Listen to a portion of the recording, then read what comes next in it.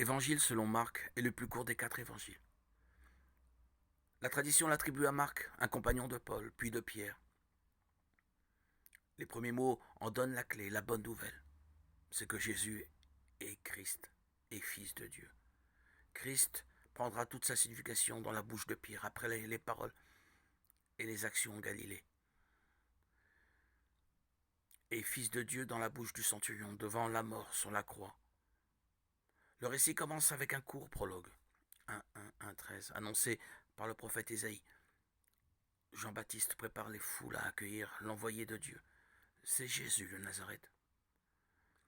La première partie de l'évangile 1:14-8-30 est centrée sur la bonne nouvelle, à savoir la venue du règne de Dieu.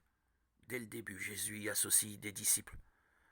Marc souligne son autorité à la fois quand il enseigne les foules, quand il guérit des malades, quand il se heurte aux spécialistes des Écritures et aux pharisiens. Dans la deuxième partie, Jésus s'achemine vers les souffrances et la mort qui l'attendent à Jérusalem.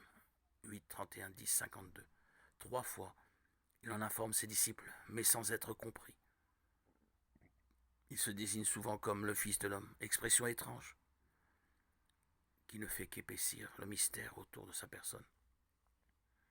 La troisième partie se déroule à Jérusalem, 11:1, 13, 37. Jésus est acclamé, mais ayant chassé les vendeurs du temple. Il affronte les dirigeants religieux d'Israël. Il entrevoit les drames futurs des disciples qui l'encouragent à veiller dans la foi. La quatrième et dernière partie débute dans la violence, 14:1, 16:8. Abandonnez-nous tous, y compris des disciples avec lesquels il a partagé le repas de la Pâque. Jésus est arrêté, jugé par les autorités religieuses et par Pilate, le gouverneur romain. Condamné, il est crucifié. Le surlendemain de sa mort, des femmes trouvent sa tombe vide.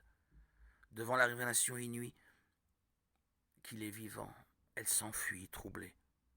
Certains manuscrits ajoutent un supplément qui résume des apparitions de Jésus ressuscité et la mission des disciples. 16, 9, 20.